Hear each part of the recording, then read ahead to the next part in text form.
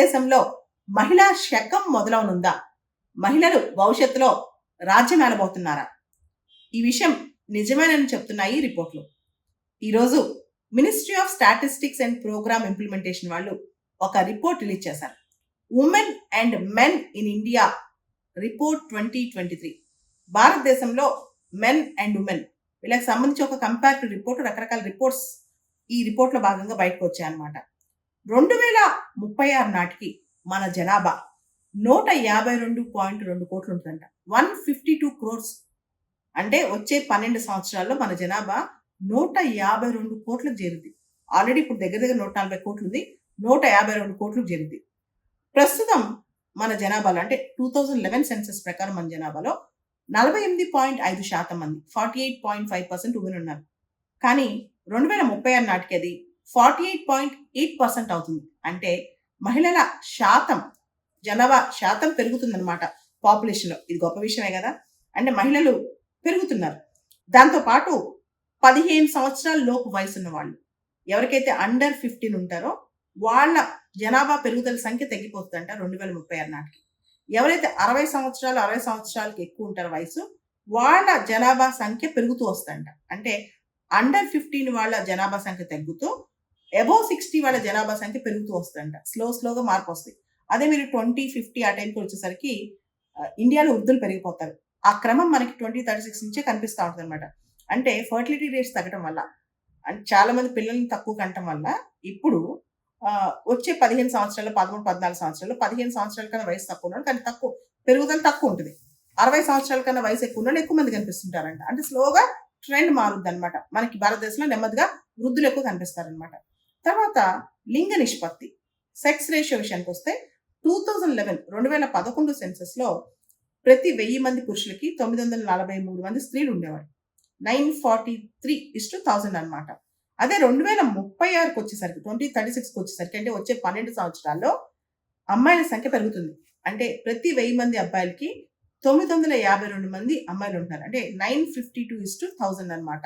So ఇది కాస్త లింగ సమానత్వం, జెండర్ ఈక్వాలిటీకి దోహదపడుద్దంట.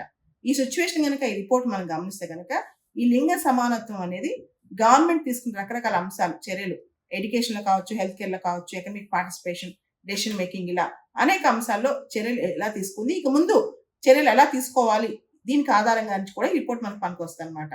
జెండర్ స్టాటిస్టిక్స్ తీసుకోవడం వల్ల పాలసీ మేకర్స్కి, డెసిషన్ మేకర్స్కి భవిష్యత్తులో మహిళల పరిస్థితి గురించి వాళ్ళు చక్కగా వాళ్ళ డెసిషన్స్ తీసుకోగలరు. అదేవిధంగా ఈ రిపోర్ట్లో ఇంకో కొన్ని అద్భుతమైన అంశాలు కూడా ఉన్నాయి. 2016 నుంచి 2020 వరకు ఈ రెండు డేటాస్ కంపేర్ చేస్తే, అంటే ఒక 5 సంవత్సరాల data 2016 to 2020 age specific fertility rate అనేది చాలా మార్పులు వస్తున్నాయి. అంటే జనరల్గా ఆడపిల్లలు పెళ్లిళ్ళు అయిపోగానే పిల్లల్ని కంటాం, లేదా తొందరగా పెళ్లిళ్ళు చేసుకోవటం. ఇంతకుముందు ట్రెండ్ అలా ఉండేది. కాకపోతే ఈ 5-6 ఏళ్లలోనే చాలా మార్పు వచ్చిందంట. 20 నుంచి 24 సంవత్సరాల మధ్య, ఇంతకుముందు పాత రోజుల్లో అంటే 2016 ఆ టైంలో ఫర్టిలిటీ రేట్ అనేది 135.4 ఉండేది. ఇప్పుడు 113.6 వచ్చింది.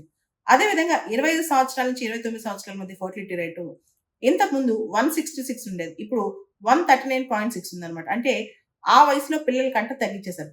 సెటిల్ అయ్యాక పిల్లల్ని కందాం అన్న ఆలోచన బాగా పెరిగిపోయిందంట. మనం గమనిస్తే ఇంతకుముందు 35 to 39, 35 నుంచి 39 సంవత్సరాల మధ్య చాలా తక్కువ మంది పిల్లలు కనేవాళ్ళు. దాదాపు 32.7 ఉంది ఫర్టిలిటీ రేటు 35 to 39 ఏజ్ గ్రూప్లో. కానీ ఇప్పుడు అది పెరుగుతుందంట. ఇంకా అంటే జనరల్గా పెరుగుద్ది. 35.6 వచ్చింది, ఇంకా పెరుగుతుందంట. అంటే లేట్గా పిల్లలు కంటాం, జీవితంలో సెటిల్ అయ్యాక పిల్లలు కంటాం అనే కాన్సెప్ట్ మహిళల్లో బాగా పెరిగిపోతుంది అనమాట. అదేవిధంగా ఫర్టిలిటీ రేట్కి, అంటే మహిళలు పిల్లలు కంటానికి, తర్వాత వాళ్ళ చదువుకి చాలా సంబంధం ఉందంట. ఎవరైతే లిటరేట్స్ ఉన్నారో వాళ్ళ ఫర్టిలిటీ రేట్స్ తక్కువ ఉన్నాయి. ఎవరైతే ఇల్లిటరేట్స్ ఉన్నారో, చదువు లేదో నిరక్షరాస్యులు ఉన్నారో, ఫర్టిలిటీ రేట్స్ ఎక్కువ ఉన్నాయంట. ఇన్ఫార్మల్ ఎడ్యుకేషన్ అంటే సరిగ్గా ప్రాపర్గా కాలేజ్కి వెళ్ళి చదువుకోకపోయినా అక్షరాస్యత బాగా చదువు ఉన్న వాళ్ళల్లో, కాస్త విజ్ఞానం ఉన్న వాళ్ళలో ఫర్టిలిటీ రేట్స్ తక్కువ ఉన్నాయంట. అదేవిధంగా సస్టైనబుల్ డెవలప్మెంట్ గోల్స్ లో ఒక మేజర్ ఇండికేటర్ ఉంది. ఆ ఇండికేటర్ ప్రకారం 2030 కల్లా ప్రతి 1 lakh లైవ్ బర్త్స్ లో మ్యాటర్నల్ మోర్టాలిటీ రేట్ 70 ఉండాలి. అంటే తల్లి మరణాలు అనమాట, మాతృ మరణాలు ప్రతి 1,00,000 పుట్టుకల్లో 70 ఉండాలని 2030 కల్లా టార్గెట్ పెట్టుకున్నారనమాట. ఇండియా ఇప్పటికే 2020 కల్లా, 2018 నుంచి 20 మధ్యలోనే ప్రతి 1 lakh బర్త్స్ లో, ప్రతి 1,00,000 జననాల్లో 97 ఎంఎంఆర్ ఉందంట ఇండియాలో. అంటే మనం టార్గెట్ సస్టైనబుల్ డెవలప్మెంట్ గోల్స్ ఇచ్చిన టార్గెట్ కి చాలా దగ్గరగా వెళ్తున్నాము, తొందరలో రీచ్ అవుతామంట. అంటే ప్రతి 1 lakh లైబర్స్ కి ఎస్డిజీస్ ప్రకారం 2030 కల్లా 70 ఎంఎంఆర్ మాత్రమే ఉండాలి. దాని టార్గెట్ ని చాలా క్లోజ్ లో ఉన్నాం, మనం రీచ్ అవుతున్నాం అనమాట. అదే విధంగా భారతదేశంలో శిశు మరణాలు, ఇన్ఫాంట్ మోర్టాలిటీ రేట్ అంటాం. శిశు మరణాలు ఇంతకుముందు ఆడ శిశువుల మరణాలు ఎక్కువ ఉండే, మగ శిశువుల మరణాలు తక్కువ ఉండే. ఇప్పుడు మగ శిశువుల మరణాలతో పాటు దగ్గరకు వచ్చి ఆడ శిశువుల మరణాలు. ముఖ్యంగా మనం కనుక గమనిస్తే 2020 నాటికి ఐఎంఆర్ ఇన్ఫాంట్ మోర్టాలిటీ రేట్ అమ్మాయిలకి అబ్బాయిలకి సేమ్ ఉంది. 28 ఇన్ఫాంట్స్ అమ్మాయిలకి అబ్బాయిలకి సేమ్ ఉందన్నమాట. అంటే అమ్మాయిల మరణాలు బాగా ఎక్కువ ఉండే ఇంతకుముందు, అది తగ్గించుకున్నాం. ఆడపిల్లల కంటే అనేది తప్పు అనే ఆలోచన కాస్త తగ్గిందంట. అదేవిధంగా లేబర్ ఫోర్స్ పార్టిసిపేషన్ రేట్ ఏదైతే ఉందో అది కూడా భారతదేశంలో మేల్ ఫీమేల్ ఇద్దరికి పెరుగుతూ వచ్చింది. Labour force participation rate, working age ఉన్న పాపులేషన్ వాళ్ళు పనిచేసేది అమ్మాయిలు అబ్బాయిలు రెండింటిలో పెరుగుతూ వచ్చింది. తర్వాత 1999 జనరల్ ఎలక్షన్స్ వరకు కూడా ఓటింగ్ పర్సంటేజ్ లో అమ్మాయిలు ఓటింగ్ పర్సెంట్ చాలా తక్కువ ఉండేది, వెళ్ళి ఓట్ వేయడం తక్కువ ఉండేది. 60% కంటే ఆడవాళ్ళు అంటే ఉన్న లేడీ ఓటర్స్ లో చాలా తక్కువ మంది వెళ్ళి ఓటేసేవాళ్ళు. అది బాగా పెరిగిపోయింది. 2014 జనరల్ ఎలక్షన్స్ నుంచి చాలా మార్పు వచ్చింది అనమాట. 1999 జనరల్ ఎలక్షన్స్ లో ఉమెన్ ఓటర్స్ లో 60% కూడా ఓటేలా. కానీ 2014 ఎలక్షన్స్ లో 65.6% ఓటేశారు, 65.6. అదేవిధంగా 2019 ఎలక్షన్స్ లో 67.2% ఓటేశారు.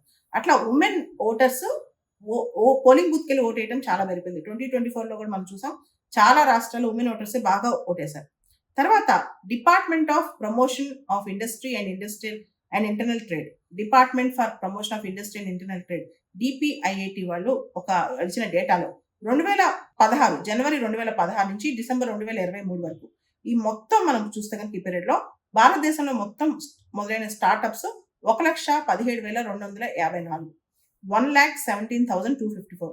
దానిలో ఫీమేల్ స్టార్ట్అప్స్ ఆడవాళ్ళు స్టార్ట్ చేసినవి 55,816. అంటే చాలా గొప్ప. మొత్తం స్టార్ట్అప్స్ లో 47.6%, 47.6% మహిళలే స్టార్ట్ చేశారు. ఇవన్నీ చూస్తుంటే మహిళలు భాగస్వామ్యంలో ముందున్నారు. ఇంతకుముందు మహిళల కోసం కొన్ని ఏమైనా చేయాలి, వాళ్ళకి ఏదైనా ఇవ్వాలి, వాళ్ళ కోసం అది చేయాలి ఇది చేయాలి, వాళ్ళు ఒక రిసీవర్ లా చూసుకున్నాం. కానీ ఇప్పుడు అలా కాదు, మహిళలు భాగస్వాములు అవుతున్నారు అన్నిట్లో. డెసిషన్ మేకింగ్ లో, లీడర్షిప్ రోల్స్ లో, పొలిటికల్ గా మీరు చూసారు నారీ శక్తి వందన అధినియం కూడా మనకు వచ్చేసింది, ఉమెన్ రిజర్వేషన్ బిల్, అన్ని రంగాల్లో. సో రానున్నది భారతదేశంలో ఖచ్చితంగా మహిళా రాజ్యమే, మహిళా శకం మొదలవుతుంది. ఈ రిపోర్ట్స్ అన్ని కూడా అదే సూచిస్తున్నాయి.